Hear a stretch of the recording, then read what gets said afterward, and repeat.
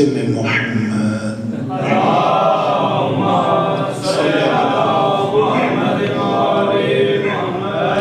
وآله الطيبين الطاهرين المعصومين المنتجبين المنتحبين المظلومين الذين أذهب الله عنهم الرجس وطهرهم تطهيرا.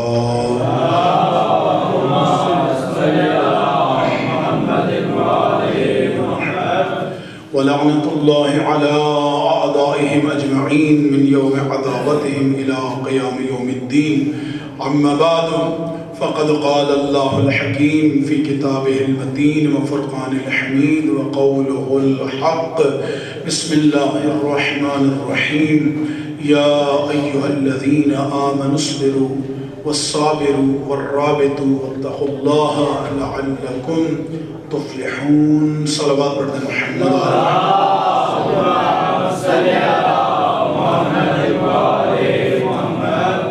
آغاز سخن اس دعا کے ساتھ کہ خدا بند عالم ہم سب کے لمحات کو عبادت شمار فرمائے، اس عبادت کو اپنے قرب کا ذریعہ قرار دے اور زبان پر ایسے الفاظ لانے کی توفیق عطا فرمائے جس میں خدا بند عالم کی رضا اور خوشنودی ولی دوران امام زمان علیہ السلام کی تائید شامل ہو. جہاں کہیں بھی عزائے فاطمی کے سلسلے میں مجالس اعزاء و جلوس اعزاء برپا ہو رہے ہیں، تمام جگہوں کی اور تمام عزاداروں کی خدا بند عالم حفاظت فرمائے. اس ذکر کے دشمنوں کی نابودی کے لیے، تمام دعاؤں کی قبولیت کے لیے مل کے بآواز بلند صلوات پڑھتے ہیں.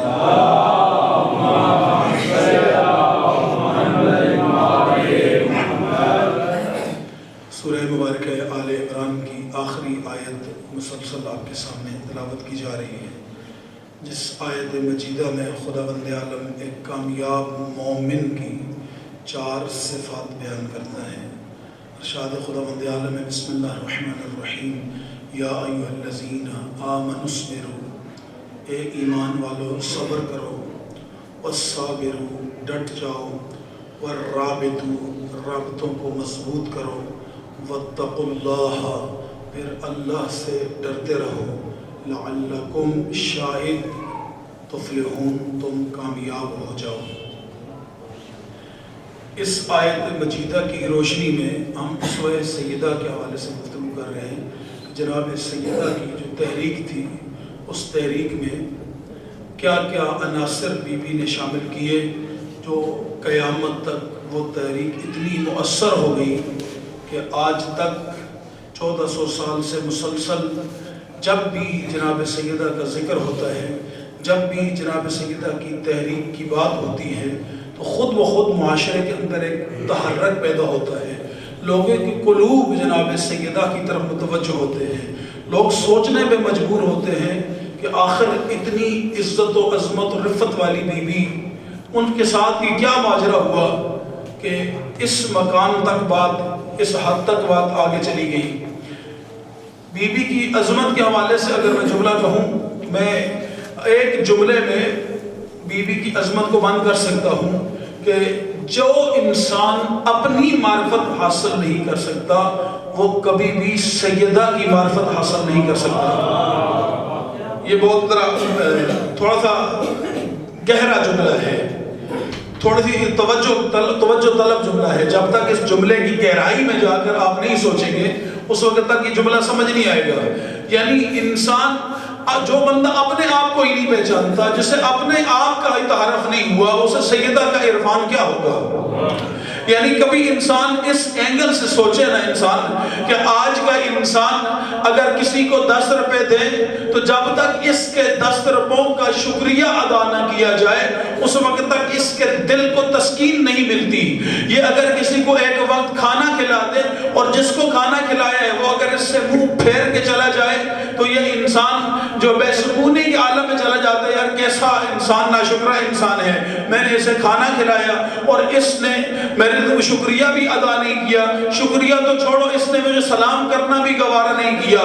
خدا کی قسم یہ فطرت انسان ہے کہ جس پر انسان احسان کرتا ہے اس سے انسان شکریہ کا طالب ہوتا ہے. یعنی ساری کائنات کے انسانوں کی فطرت یہ ہے کہ جب بھی کسی پر احسان کریں گے ان کی نگاہیں اس کے شکریہ پر لگی رہے گی۔ کائنات میں واحد گھر سیدہ کا ہے، جب یہ کسی کو کھلاتے ہیں تو پھر اللہ ان کی طرف سے گارنٹی دیتا ہے انما نطعمکم لوجہ اللہ لا نرید منکم جزاء ولا شکورا، یعنی ساری کائنات طالب شکریہ ہوتی ہے، اور جو شکریہ کے طالب نہ ہو انہیں آل محمد کہا جاتا ہے۔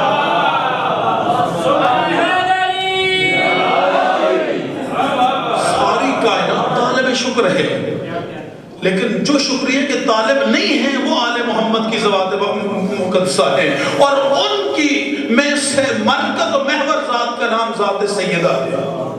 حجاج بن یوسف کا دربار لگا ہوا، ایک سید علوی سید کو گرفتار کر کے لایا گیا،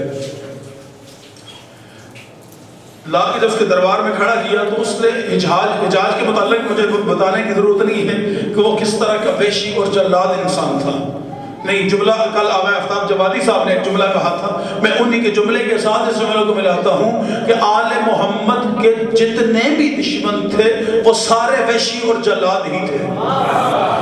تھوڑا سا اس جملے کی لذت محسوس کریں، آل محمد کے جتنے دشمن تھے، اس لیے کہ انسانیت کی خیرات ملتی ہے آل محمد کے در سے، جو اس در پہ آیا نہیں انسانیت کہاں آئے گی اس کے بعد؟ یہ بڑا جلاد انسان تھا۔ اس نے ایک سید کو گرفتار کر کے لایا اور اس سے سوال کیا کہ میں نے سنا ہے کہ تو فلاں ہستیوں کو آل محمد میں سے فلاں سے افضل مانتا ہے۔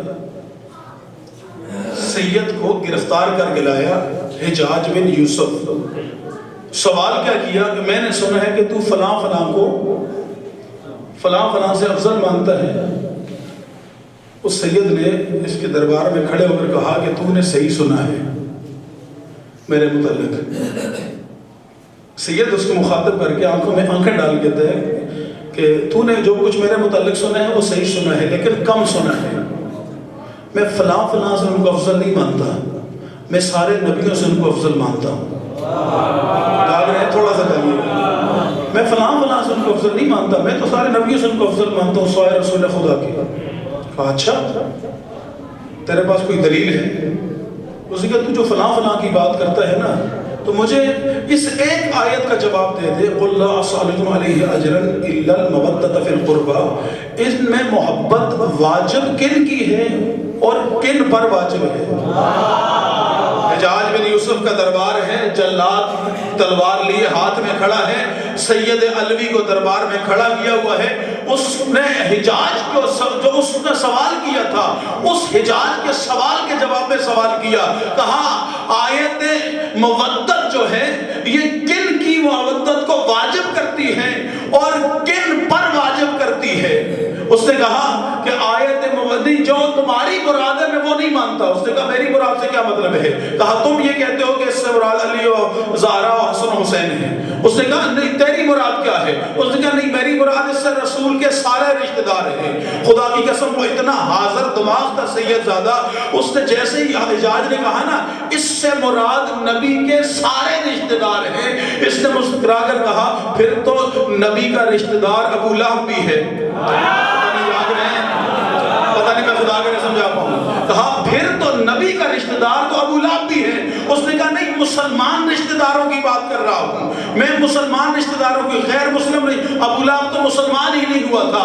اس نے کہا اگر مسلمان رشتہ داروں کی بات کرتا ہے تو پھر مجھے اتنا بتا دے کہ اس آیت میں لفظ ہے قربا، بتا تیری نگاہ میں نبی کے قریب کون سے ہیں، کن کے نبی سب سے زیادہ قریب ہیں؟ اس نے کہا فلاں بھی تو نبی کے قریب تھے۔ انہوں نے کہا میں نے فلاں کی بات نہیں کی، کن کے سب سے زیادہ، کون ہے نبی کے قربا جو نبی کے سب سے زیادہ قریب ہیں؟ کہا سب سے زیادہ قریب تو علی و زہرا ہی ہیں۔ کہا علی و زہرا کے علاوہ کہا باقی بھی رشتہ دار ہیں۔ کہا ایک مرتبہ ان سے ہی پوچھ کیا علی و زہرا کی مودت تم پر واجب ہے یا نہیں؟ انہوں نے کہا وہ تو کہتے ہیں کہ ہم پر بھی واجب ہے۔ کہا جن پر واجب ہے وہ تو جان گئے اور تو ابھی تک دشمنی دل میں لیے بیٹھا ہے۔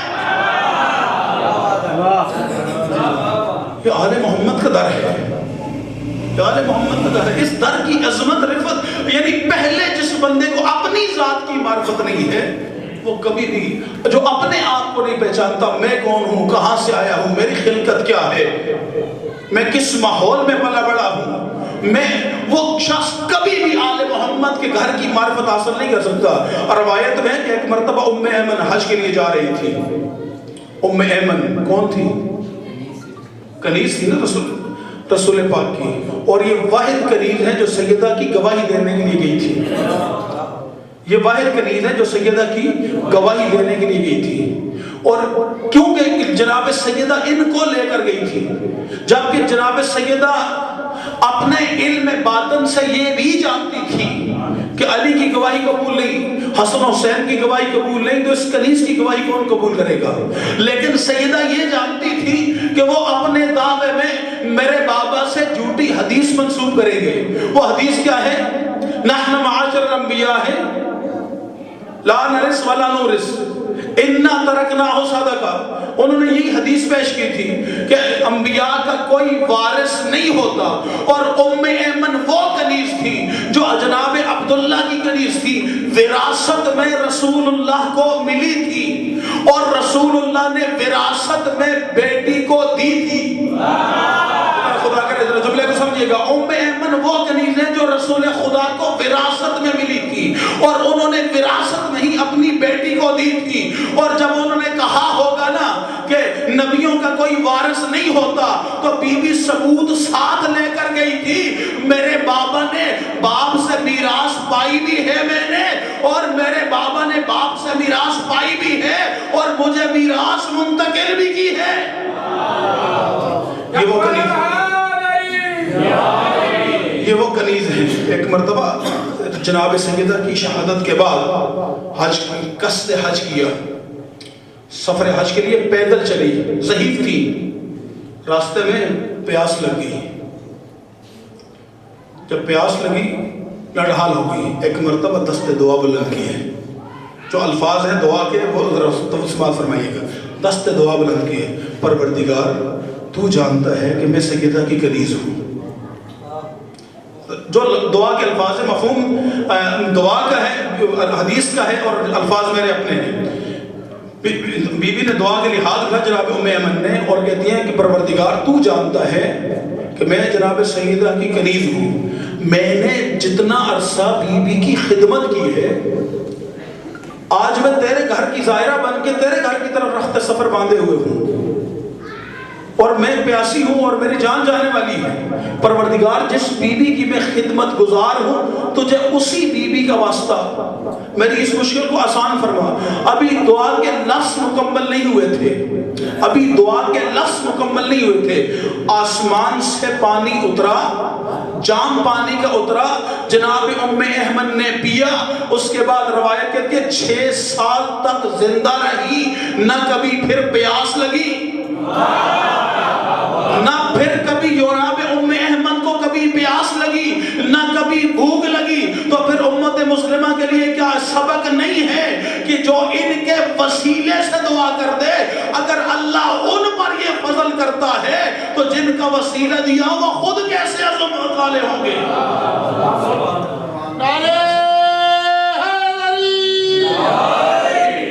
یہ اتنی عظمت کی مالک جناب سیدہ، یہ عظمت، یہ رفت، یہ مقام سیدہ، اس مقام کی مالکہ سیدہ آخر کیا ضرورت پڑی ہے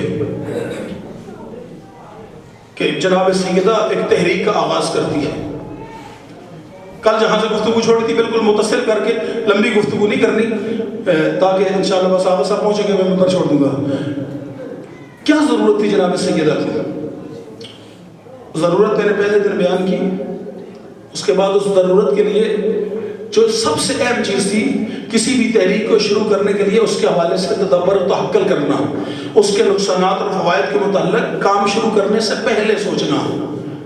جو پہلے سوچ لے وہ فائدے میں رہتا ہے، اور جو کام کرنے کے بعد، ویسے بھی پاکستانی قوم ہے، ہم کام کرنے کے بعد سوچتے ہیں کہ وہ ہوگا کیا، لیکن یہ پاکستانیوں کی بات نہیں ہو رہی ہے، اللہ کے الہی منشور کی بات ہو رہی ہے۔ جناب سیدہ طاہرہ صلوات اللہ علیہ یقیناً اپنی اس پوری تحریک کو شروع کرنے سے پہلے تدبر تحقل سے کام لیا۔ اس کے بعد جتنی مشکلات تھی جناب سیدہ کی سب کے سب پیش نظر تھی کہ میں یہ جو کام کرنے جا رہی ہوں آسان کام نہیں ہے، یہ مشکل ترین کام ہے، لیکن اس مشکل ترین کام کو انجام دینے کے لیے کس چیز کی ضرورت ہے؟ ایک لمحے کے لیے جناب سیدہ کہ ہم نورانی وجود سے ہٹ جاتے ہیں، ایک ظاہری اور طبعی وجود کے اوپر بات کرتے ہیں، اس لیے کہ آل محمد علیہ السلام نے کوئی بھی کام میدان میں وہ معجزے سے نہیں کیا، وہ طبعی انداز میں کیا ہے۔ اگر معجزے کی ضرورت ہوتی تو کسی کی ہمت نہیں ہوتی تھی وہ جناب سیدہ کے دروازے کی طرف دیکھ سکتا، لیکن چونکہ طبعی عوامل کے ذریعے حق و حقیقت کی ترویج کرنا یہ آل محمد کی سیرت و سنت ہے، اس لیے جہاں معجزہ وہاں دکھایا جاتا ہے جہاں مقابلے میں منکر ہو، جہاں منافق ہو منافقوں کو معجزے نہیں دکھائے جاتے ہیں۔ آسان کر دیے میں نے گفتگو، منافقوں کو معجزوں کی ضرورت نہیں ہوتی، اس لیے کہ منافق آستین میں بیٹھا ہوا ہوتا ہے۔ جناب سیدہ کو جانتی تھی کہ ان کو معجزے دکھانے سے ان کے قلوب پلٹنے والے نہیں ہیں، اس لیے تمام مشکلات پریشانیوں کا جناب سیدہ کے پیش نظر تھی کہ میں جس کام کے لیے جا رہی ہوں کام آسان نہیں، مشکل کام ہے۔ اب ظاہر ہے اس کے لیے سب سے پہلے آمنوا اصبروا، صبر کی اتنی اشد ضرورت ہے کسی بھی معاملے میں کہ معصومین علیہ السلام کی متعدد مقامات پر تقریباً ہر معصوم سے یہ حدیث مروی ہے، یہ حدیث روایت ہوئی ہے کہ صبر کی انسان کے ایمان کے ساتھ وہ نسبت ہے جو انسان کے جسم کے ساتھ سر کی ہوتی ہے، یعنی انسان کے ایمان کے اندر اگر صبر نہ آئے تو انسان کا ایمان مکمل نہیں ہوتا، یعنی صبر اتنا اہمیت رکھتا ہے۔ الصبر من الایمان کالرأس من الجسد، یہ معصوم کا فرمان ہے کہ صبر کی مثال انسان کے ساتھ ایمان کے ساتھ ایسی ہے جیسے جسم کے ساتھ انسان کے سر کی مثال ہے۔ جب معصوم دوسروں کے لیے جو چیز بیان کرتے ہیں، معصوم فقط بیان نہیں کرتے، اسے عمل کر کے دکھاتے ہیں، یعنی اگر آپ قرآن کی آیتوں کو آپ تلاوت کرتے ہیں، معصوم کا عمل قرآن کی آیت کی تلاوت کہلاتا ہے، یعنی جہاں قرآن کی آیت کو اگر مجسم دیکھیں تو معصوم کا عمل ہے۔ یہی ہے نا ہمارا ایمان اور عقیدہ، جب خدا کہہ رہے اے ایمان والو صبر کرو، تو پھر کیوں؟ اب صبر کا ایک منزل تو یہ ہے کہ اس کی اتنی اہمیت ہے کہ اگر جس مومن کے پاس صبر نہ ہو اس کا ایمان مکمل نہیں ہے۔ اب اس صبر کے درجات ہیں، میں بہت ساری احادیثوں کو مختصر کر کے جامعیت کے ساتھ ایک جملے میں بیان کرتا ہوں۔ صبر، الصبر ثلاثہ، معصوم فرماتے ہیں صبر کی 3 قسمیں ہیں۔ پہلی قسم الصبر بالمصیبہ، یعنی مصیبت کے وقت صبر، الصبر علی الطاعت، اللہ کی اطاعت اور بندگی پر صبر، الصبر عن المعصیت، جب گناہ کے سارے دروازے کھل جائے تو گناہ سے بچنے کے لیے صبر کرنا۔ ہر صبر کے درجے ہیں۔ پہلا درجہ کیا ہے صبر کا؟ مصیبت کے وقت صبر کرنا، یہ سب سے کم ترین درجہ ہے۔ معصوم فرماتے ہیں جو بندہ مصیبت کے وقت صبر کرتا ہے، جب اس کے اوپر کوئی مصیبت پڑ جائے اور اس مصیبت کے وقت وہ صبر کرے، اس کے اللہ دنیا میں 300 درجات بلند کرتا ہے۔ آپ کے اور میرے، ہمارے لیے حکم ہے اگر ہم کسی مصیبت پر صبر کریں تو اللہ اس مومن کے جو بھی مصیبت کے وقت صبر کرے اس کے اللہ 300 درجے بلند کرتا ہے۔ اس کے بعد معصوم نے فرمایا کہ جو اطاعت پر صبر کرے اللہ اس کے 300 درجے نہیں 600 درجے بلند کرتا ہے۔ یعنی اس کا مطلب ہے کہ مصیبت پر صبر کرنے سے مشکل ہے اطاعت پر صبر۔ کتنا مشکل ہے گرم بستر چھوڑنا سردیوں میں، خدا کی بارگاہ میں اللہ اکبر کہنا مشکل ہے نا، اپنی تمام خواہشات کو والدین کی خواہشات پہ قربان کرنا مشکل ہے نا۔ دل چاہتا ہے کہ اپنے بچے کھائیں، لیکن اللہ کہتا نہیں پڑوسی کا بھی خیال رکھنا ہے۔ یہاں اطاعت ہے نا، من معصوم کی اطاعت، پہلا مرحلہ کیا ہے؟ مصیبت کے وقت صبر 300 درجے معصوم فرماتے خدا بلند کرتا ہے. جب انسان ایک لمحہ آگے بڑھتا ہے اطاعت الہی پر، اطاعت معصوم پر صبر کرتا ہے، معصوم فرماتے اس کے خداوند عالم 600 درجے بلند کرتا ہے. یعنی مصیبت پر 300، اطاعت پر 600. اور پھر فرماتے ہیں جو معصیت کے سارے دروازے، ساری سہولیات کے ہوتے ہوئے معصیت الہی سے اپنے آپ کو بچا لے اور اس پر صبر کرے. معصیت کہتے ہیں گناہ کو، یعنی گناہ کے سارے دروازے کھلے ہیں، کوئی روکنے والا نہیں، کوئی ٹوکنے والا نہیں، تمام جو ہے عیش و عشرت کہتے سارے آپ کے لیے کھلے ہوئے ہیں، ساری سہولیات موجود ہیں، لیکن اللہ اور معصوم کی رضا اور خوشنودی کے لیے آپ گناہ کے راستے پہ نہیں چلتے، آپ ان صبر کرتے ہیں. نہیں، یہ عیش و عشرت میرے لیے نہیں، اس دنیا میں نہیں. اگر اس دنیا میں شراب پیوں گا تو نجس ہے، اور اگر اس دنیا میں نہیں پیوں گا تو خدا قیامت والدین شرابن طہورا پلائے گا. صبر ہے نا. اگر اس دنیا میں فحاشی کا ارتکاب کروں گا تو 2 سزائیں ملیں گی. دنیا میں اگر میں کسی کی ناموس کی طرف دیکھوں گا تو مکافات عمل ہے، کوئی میری ناموس کی طرف بھی دیکھے گا، اور قیامت والدین اس کی سزا بھی ملے گی. دیکھنے پہ پابندی نہیں ہے، آنکھیں آزاد ہیں، کھلی ہوئی ہیں، لیکن اللہ کی خوشنودی کے لیے نہیں دیکھنا. اس لیے کہ اگر میں نے دیکھا تو مجھ سے میرا امام وقت ناراض ہو جائے گا، میرا امام وقت مجھ سے ناراض ہو جائے گا. ایک خاتون کا یہاں میرا دل کہتا ہے میں واقعہ نقل کرتا چلوں. آیت اللہ سید حسن ابتہی نے اس واقعے کو نقل کیا ہے. ایک بہت بڑے عارف تھے نجف اشرف کے، آیت اللہ کشمیری. وہ 40 شب بدھ نجف اشرف سے پیدل مسجد سے لگے، چلا کاٹا امام زمان اسلام کی زیارت کے لیے. ان کو زیارت نہیں ہوئی. مایوس ہو کے 40ویں شب گزار کے واپس جا رہے تھے کہ کوفہ کے ایک خرابے جس کا دروازہ کھلا ہوا تھا، اچانک آواز آئی ہے فلاں بن فلاں اندر آ جا. حیران ہوئے یہ کون ہے، اس علاقے میں کوئی مجھے جانتا نہیں، کس نے میرا نام لیا ہے. توجہ نہیں کی، شاید نے کہا میرا وہم ہے. آگے بڑھ گئے. پھر تھوڑی دیر کے بعد پھر آواز آئی اے فلاں بن فلاں تجھے ہی بلا رہا ہوں، اندر آ جا. میری مائیں بہنیں بیٹھی ہیں، توجہ رکھیں اس جملے پہ. پھر تھوڑی دیر کے بعد دوسری مرتبہ آواز آئی، پھر تو متوجہ ہوئے، پھر بھی توجہ نہیں، چل پڑے. ایک قدم اٹھائے، تیسری مرتبہ آواز آئی آیت اللہ کشمیری تجھے ہی بلا رہا ہوں، اس خرابے میں اندر آ جا. کہتے ہیں میں اب مجھے یقین ہو گیا کہ کوئی بلا رہا ہے. میں واپس پلٹا، کھلا ہوا دروازہ تھا، اندر چلا گیا. کیا دیکھا کہ ایک جنازہ پڑا ہوا ہے اور اس کے پاس ایک سید بزرگ بیٹھا ہوا ہے. اور وہ کہتے ہیں آیت اللہ کشمیری ہماری ملاقات کے لیے چلے کاٹنے کی ضرورت نہیں ہے، اس عورت جیسا بن جا. پھر تمہیں ہمارے پاس آنے کی ضرورت نہیں، جہاں تم ہوگے ہم وہاں آئیں گے. تمہیں ہمارے پاس آنے کی ضرورت نہیں ہے، پھر تم جہاں ہوگے ہم وہاں آئیں گے.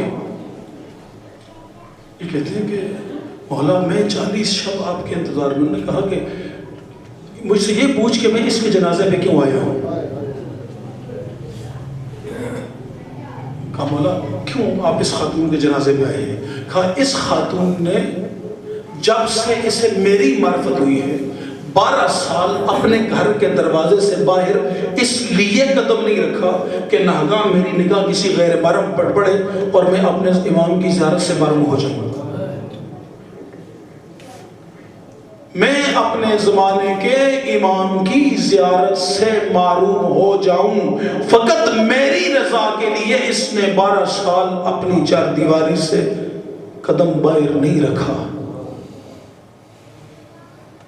جب انسان معصوم کی خوشنودی کے لیے کوئی عمل انجام دیتا ہے تو پھر کسی معصوم کو ڈھونڈنا نہیں پڑتا، معصوم خود چل کے آتے. یہ ہمارا ہے، یہ ہمارا چاہنے والا ہے، یہ ہمارا محب ہے، ہمارا عاشق ہے. یہ ہے اس صبر پہلا مرحلہ کیا تھا؟ صبر بالمصیبت، کہا جو مصیبت کے وقت صبر کرے 300 درجے، جو اطاعت الہی پر صبر کرے کہ یہ کام میں اس لیے انجام دوں گا، میں نماز اس لیے پڑھوں گا میرا خدا اور میرا امام مجھ سے راضی ہو جائے، میں روزہ اس لیے رکھوں گا میرا خدا اور میرا امام مجھ سے راضی ہو، میں حج اس لیے انجام دوں گا کہ میرا خدا اور میرا امام مجھ سے راضی ہو، میں جتنے بھی احکامات شرعیہ ہیں میں اس لیے انجام دیتا ہوں کہ کہیں ایسا نہ ہو کوئی غلطی ہو جائے اور میرا خدا اور میرا امام مجھ سے ناراض ہو جائے۔ اس اطاعت پر معصوم فرماتے ہیں خدا 600 درجے بلند کرتا ہے جو اطاعت پر صبر کرتا ہے، اور اس کے بعد فرمایا جو معصیت پر صبر کرتا ہے خداوند عالم اس کے 900 درجے بلند کرتا ہے۔ یہ آپ کے اور میرے لیے ہے۔ فضیلت کا پہلو کیا ہے؟ یعنی آپ اور میں اگر مصیبت کے وقت صبر کرے تو 300 درجے، اطاعت پر صبر کرے 600 درجے، معصیت پر صبر کرے 900 درجے، تو جن کو خداوند عالم نے بنایا ہی معصوم عن الخطا ہے، پھر ان کے درجات کا کیا عالم ہوگا، ان کا مقام و مرتبہ کیا ہوگا۔ جناب سیدہ نے صبر سے پہلا کام، میں نے کل بیان کیا تھا نا 5 جناب سیدہ کی اس تحریک کے 5 ارکان تھے جو اس کو قیامت تک مؤثر بنا گئے۔ پہلا تقریر، دوسرا نصیحت، تیسرا سرزنش، چوتھا تنقید، اور 5واں ناراضگی۔ جو کل مجلس میں تھے اگر خدا کر تو میرے ساتھ ریپیٹ کر دیتے، میں دوبارہ ریپیٹ کر رہا ہوں۔ تقریر، نصیحت، تنقید، سرزنش، ناراضگی، 5 ارکان تھے، 5 کام کیے ہیں سیدہ نے۔ ان 5 کاموں کے ذریعے جناب سیدہ نے اپنی تحریک کو قیامت تک کے لیے مؤثر بنایا۔ آج تک خطبہ جناب سیدہ کا اسی طرح تر و تازہ ہے۔ جب بھی انسان اس خطبے کو پڑھتا ہے، بڑے بڑے مجتہدین مفکرین اس خطبے کی شرح لکھ لکھ کے تنگ ہے، لیکن آج تک کوئی کامل شرح نہیں لکھ سکتا جناب سیدہ کے خطبے کی۔ یہ تقریر ہے، اس خطبے کے اندر اتنی خوبصورت انداز میں نصیحت کی گئی ہے توحید، رسالت، نبوت، نماز، روزہ، حج، زکوٰۃ کے اوپر کیوں لگا کر، تاکہ جب بھی کوئی طالب علم جب بھی اس خطبے کو پڑھے تو اسے فقط نماز پڑھنا نہ پر سمجھ آئے بلکہ کیوں پڑھ رہا ہے یہ سمجھ آ جائے۔ یہ نصیحت کا انداز ہے، یہ انداز نصیحت ہے۔ آج اگر مجلس میں آپ آئے کیوں آئے ہیں؟ ہم 1400 سال سے جناب سیدہ کے دشمنوں کو آشکار کرنے کے لیے تقریریں کرتے رہے، ہم مجلے لکھتے رہے، رسالے لکھتے رہے، کتابیں لکھتے رہے، لیکن آج جس سٹیج پر آپ کھڑے ہیں پچھلے 5 سال کے اندر جب سے سیدہ کی شان میں اس لاہوری بدماش نے گستاخی کی ہے، اس کے ان 5 سالوں کا اور اپنے پچھلے 50 سالوں کا موازنہ کر لیں، جتنے ان 5 سالوں میں بی بی کے دشمن آشکار ہوئے ہیں، پچھلے 50 سالوں میں اتنا کام آپ کر سکیں؟ ان 5 سالوں میں کوئی آپ نے بڑی کوئی تحریک چلائی ہے، کوئی جلسہ جلوس کیا ہے؟ نہیں، آپ نے فقط ذکر سیدہ میں اضافہ کیا ہے۔ آپ نے ذکر سیدہ میں اضافہ کیا ہے۔ جتنا بی بی کا ذکر بڑھتا چلا جائے گا، جتنی بی بی کی عظمت کے پہلو کھلتے چلے جائیں گے۔ میں جملہ فکری جملہ کہ آپ کسی بھی اہل سنت کے مجمع میں جائیں اور کسی عالم دین سے پوچھیں بتا رسول کی بیٹی کی عمر کتنی تھی، اگر وہ آپ کو جواب دے دے آپ آ کر میرے گربان پکڑیے گا، نہیں جواب دے گا، کیوں؟ اسے بتایا ہی نہیں ہے۔ جب اسے بتا دیا جائے کہ 28 اہل سنت کے عقیدے کے مطابق جناب سیدہ کی انتہائی حیات مبارک 28 سال ہے، 28 سال کی کوئی بی بی بوڑھی ہوئی، اسے اگر یہ بتایا جاتا تو سوچتا تو صحیح نا کہ آخر کیا ہوا 28 سال کی عمر میں جناب سیدہ کو، نہ مانے 18 سال۔ لیکن اگر وہیں پر ساتھ اس کو سورہ کوثر کا مقایسہ کر کے بتا دیا جاتا کہ سورہ کوثر قبل بعثت نازل نہیں ہوئی تھی، بعثت کے 5 سال بعد نازل ہوئی تھی۔ ایک فضیلت کا جملہ آپ کی سماعت کو ہدیہ کر رہا ہوں تاکہ کس جگہ بیٹھے اگر بات چلے تو آپ اس کو، خاص طور پہ نوجوان جو بیٹھے ہوئے ہیں آپ کے لیے جملہ ہے۔ یہ جو 18 سال اور 28 سال کا کنفیوژن ہے نا، وہ جو 28 سال کہتے ہیں ان کے عقیدے کے مطابق جناب سیدہ بعثت رسول اللہ سے 5 سال پہلے پیدا ہوئی ہے، اور جو ہمارا عقیدہ ہے کہ جناب سیدہ کی 18 سال حیات مبارک ہے، ہمارے عقیدے کے مطابق، ہماری تاریخ اور روایات کے مطابق جناب سیدہ بعثت کے 5ویں سال پیدا ہوئی، یعنی رسول اللہ کی اعلان بعثت کے 5ویں سال۔ اب یہ 10 سال کا فرق آ گیا نا۔ اب یہاں پر آپ جب وہ کہیں نا کہ بعثت سے 5 سال پہلے جناب سیدہ اس دنیا میں آ چکی تھی، تو آپ اس سے سوال کریں کہ جب جناب سیدہ آئی تھی کیا اس کے بعد کسی نے نبی کو ابتر کا طعنہ دیا ہے؟ پتہ نہیں میں نے جملہ کیا کہا ہے، کس کی سمجھ میں آیا میرا جملہ؟ جب سے جناب سیدہ آیا اس دنیا میں تشریف لائی، اس کے بعد کسی کی یہ ہمت ہوئی کہ وہ رسول اللہ کو ابتر کا طعنہ دے؟ اگر وہ کہے کہ سیدہ کے آنے کے بعد، کوثر کے آنے کے بعد پھر کسی کے اندر یہ ہمت ہی نہیں تھی کہ وہ نبی کو ابتر کہہ سکے، تو پھر اس کو اس سے اتنا سوال تو پوچھے، کبھی ٹھنڈے دماغ سے سوچ کہ اگر سیدہ پہلے پیدا ہوئی ہوتی تمہارے عقیدے کے مطابق، اگر بعثت سے 5 سال پہلے اگر دنیا میں تشریف لائی ہوتی، تو پھر اگر بعد میں کوئی طعنہ نہیں دے سکتا تو پھر طعنہ دیا کیوں ہے؟ میری بات پہنچ گئی ہے نا جوانوں تک؟ پھر بعد میں اگر سیدہ کے آنے کے بعد کسی کے اندر یہ ہمت نہیں ہے کہ وہ جناب رسول خدا کو ابتر کا طعنہ دے سکے، تو پھر یہ جو درمیانی عرصہ ہے کیوں طعنہ دیا؟ لیکن یہیں پر ایک اور مسئلہ بھی حل کرتا چلوں، جو کہتے ہیں نبی کی 4 بیٹیاں تھیں، ان کے لیے بھی اگر ایک ابتر کے طعنے کا جواب بن سکتی ہے تو باقی 3 کیوں نہیں بنی؟ اگر ایک ابتر کے طعنے کا جواب بن سکتی ہے تو باقی 3 کیوں نہیں بنی؟ یہ باقی 3 کا ابتر کے طعنے کا جواب نہ بننا اس بات کی دلیل ہے کہ فاطمہ کے علاوہ کوئی نبی کی بیٹی اور تھی ہی نہیں۔ بس ان چیزوں پہ اگر ہم توجہ کر لیں تو بہت سارے مسائل ہم خود بخود لوگوں تک پہنچا سکتے ہیں۔ اب یہ جو تحریک ہے، اس تحریک میں جناب سیدہ نے جو 5 رکن اپنے لیے قائم کیے، ان 5 ارکان کو انجام دینے کے لیے ایک بڑے صبر و حوصلے کی ضرورت تھی۔ آسان نہیں تھا یہ کام، مشکل کام تھا یہ جناب سیدہ کے لیے، لیکن صبر کا معنی وہ والا نہیں ہے جو ہمارے ہاں معاشرے میں رائج ہے۔ ہمارے معاشرے میں صبر کا معنی کیا رائج ہے؟ ابھی باہر پولیس والے آئے ہیں کہ کل جلوس نہیں نکالیں گے، ہم صبر کریں گے، نہیں نکالیں گے۔ ایک یہ رائج معنی ہے صبر کا، ہم صبر کریں گے، ہم تو صابروں کے ماننے والے ہیں۔ اور ایک معنی یہ ہے کہ نہیں، ہم جلوس نکالیں گے، پھر جو مصیبت اس کی وجہ سے آئے گی اس پہ صبر کریں گے۔ بات پہنچ گئی ہے نا؟ پھر کوئی پرچہ ہوتا ہے تو سینے چوڑا کر کے برداشت کریں گے کہ بی بی کے ذکر کے لیے پرچہ ہوا ہے، پھر ڈریں گے نہیں، خوف نہیں آئے گا ہمیں۔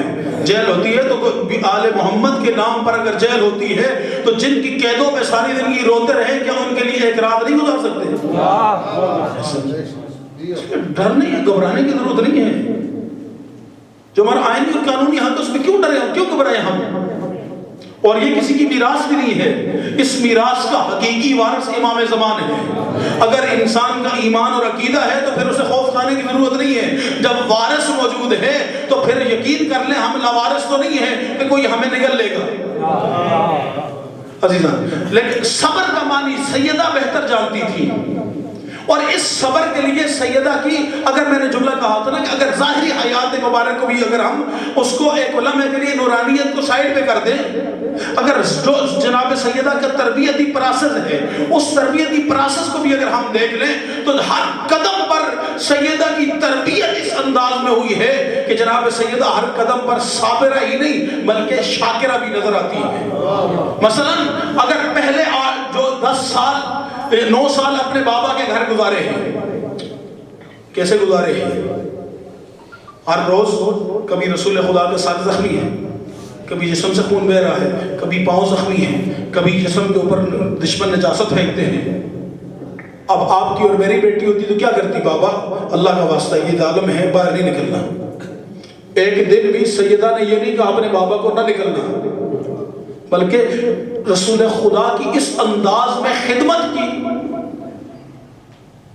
یعنی ایک دن زخمی ہو کے آئے، اس انداز میں مرہم پٹی کی، اپنی گود میں سر رکھ کے اس انداز میں شفقت سے پیش آئیں کہ رسول خدا کو ام ابیہ کہنا پڑا. تو تو اپنے باپ کی بھی ماں ہے. یعنی باپ کے گھر میں یہ منزلت ہے. لیکن کیسے؟ رسول خدا چاہتے تو عیش و عشرت کی زندگی مہیا کر سکتے تھے. جس کی ماں ملیکۃ العرب ہو، جس کے 80,000 اونٹ صرف کرائے پر جاتے ہوں، کہ ایک بیٹی کے لیے آسائش مہیا نہیں کر سکتے تھے؟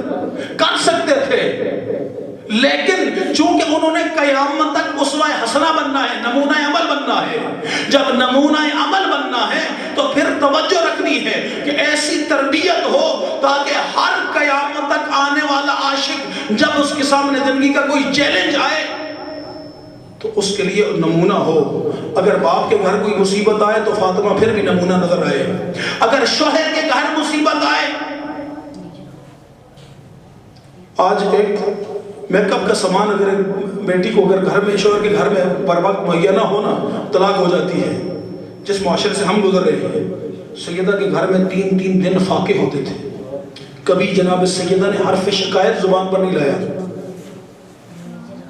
آج اگر ہم ایک جلوس یا ریلی کے لیے نکلنا چاہیں اور پتہ ہو کہ وہاں پہ گڑبڑ ہوگی، پرچہ ہوگا یا وہاں پر پتھراؤ ہوگا، زخمی ہو جائیں گے، ہماری مائیں بہنیں راستے کی رکاوٹ بن جاتی ہیں.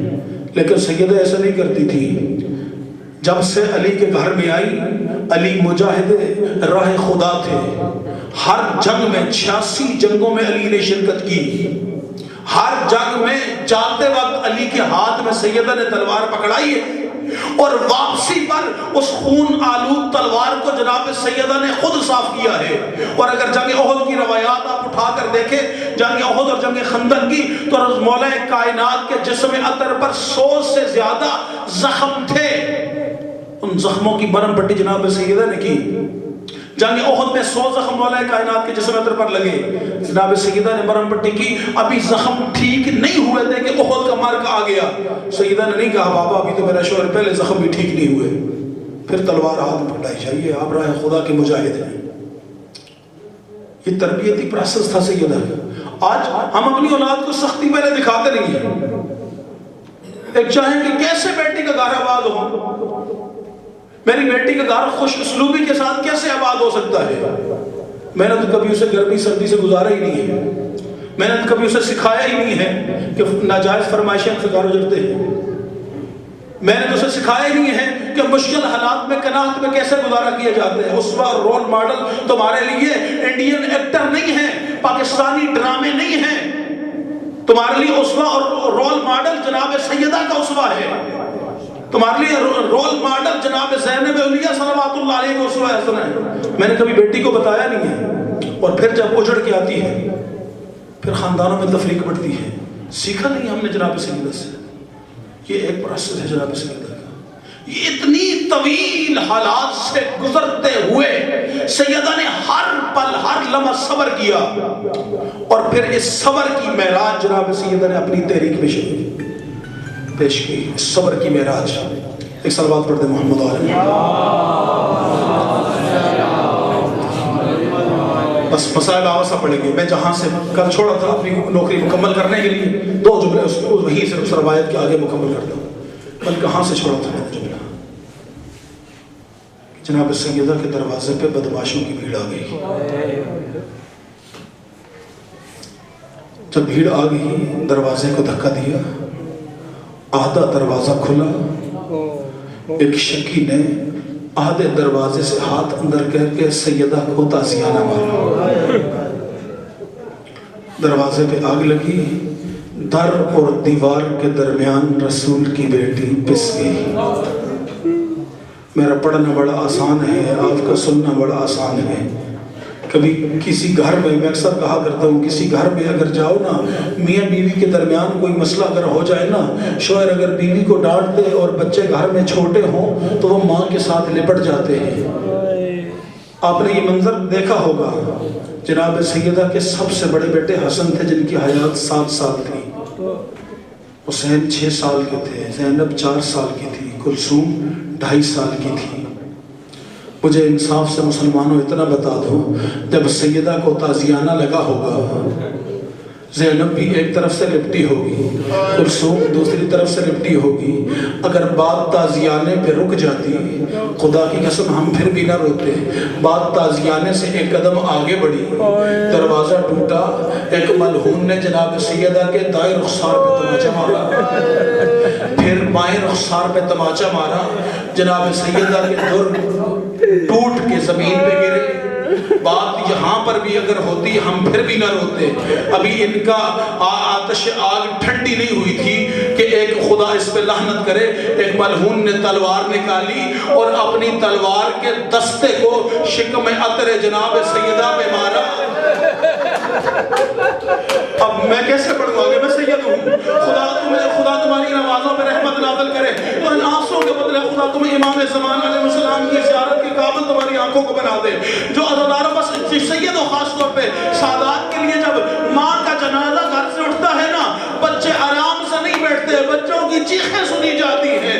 ان ایام میں خاص طور پہ سادات کی صدائے گریہ اس انداز میں بلند ہو تاکہ ہر ایک کو پتہ چل جائے ارے سادات کی ماں کا جنازہ اٹھنے والا ہے.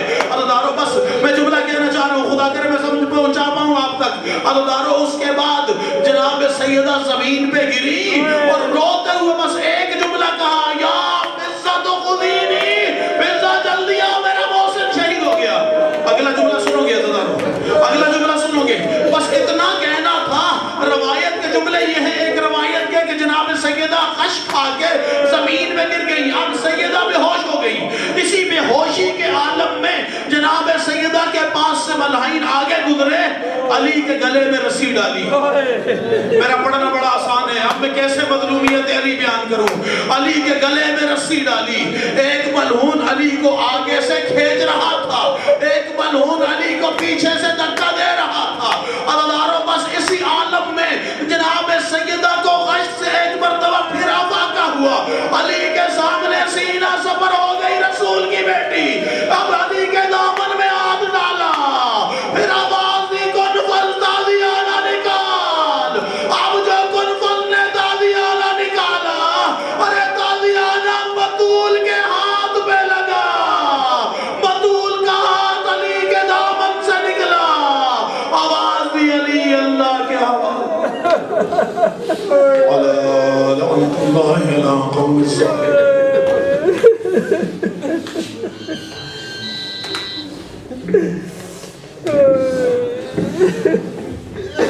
دعا ہے کہ جناب سیدہ ہمارے